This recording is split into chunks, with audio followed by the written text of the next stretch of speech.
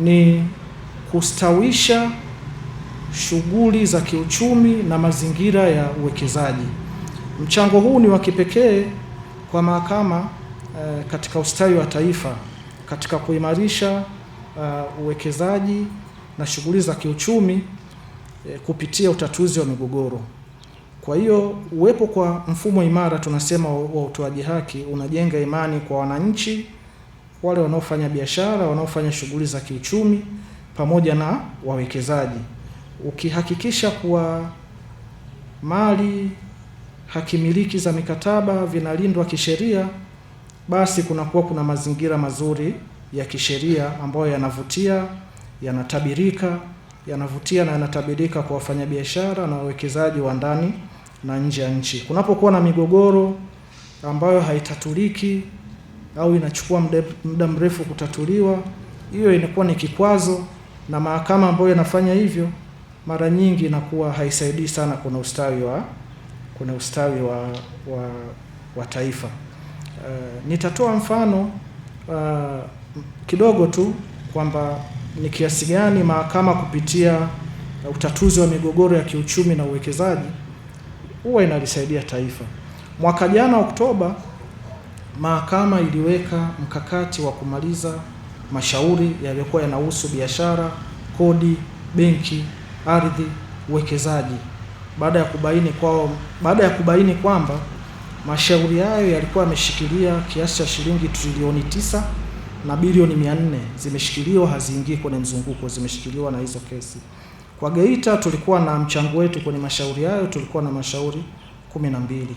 Lakini katika mashauri hayo mpaka ilipofika Disemba 1527, sawa na 72%, yalikuwa yamekamilika na kiasi kikubwa cha hela kikawa kimekuwa released na kuingia kwenye mzunguko. Kwa hiyo huo ndio mchango wa mahakama inaochangia katika kuleta utulivu kwenye shughuli za kibiashara na uwekezaji na kumaliza migogoro ya kibiashara na uwekezaji haraka iwezekanavyo. Pati malalamiko ya uendeshaji wa shughuli za kimahakama kwenye mkoa wetu wa Geita.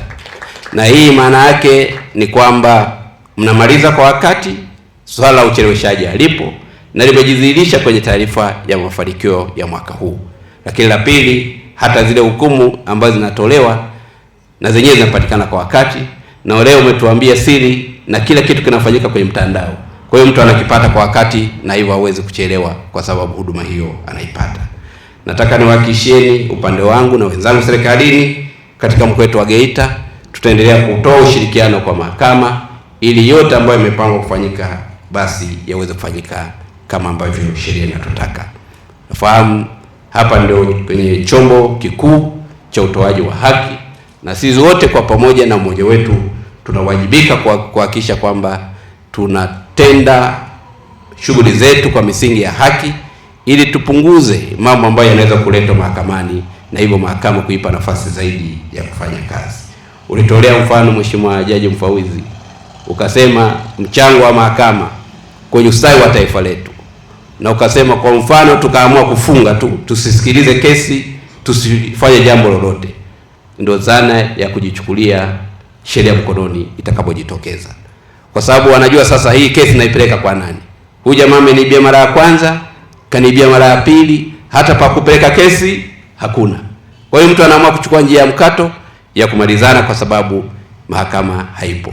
Lakini kwa kutambua hilo, ndio maana Mheshimiwa Jaji Mfawidhi akaeleza hapa umuhimu wa mahakama yetu, na kwamba kwa kweli na mimi nathibitisha pasipo na shaka, nitumie kidogo angalau kisheria kidogo, kwamba mahakama yetu ina play a big role katika kucontribute kwenye ustawi wa maendeleo ya taifa letu. Upungufu wa rasilimali ikiwemo majengo, tehama na watumishi, hasa katika mahakama za mwanzo zilizoko maeneo ya mbali zaidi vijijini na wilaya nyingine zilizoko pembezoni ambazo kuna shida hususan ya kimitandao. Kwa baadhi ya watu kuwa ustawi na maendeleo ya taifa huletwa na serikali pekee. Fikra hii si sahihi, kwani katika jamii na taifa lote ustawi wake na maendeleo ni matokeo ya mihimili yote mitatu: serikali, bunge na mahakama, vikifanya kazi kwa kutegemeana. Wakati serikali huchangia ustawi na maendeleo ya taifa kupitia majukumu yake ya kiutendaji,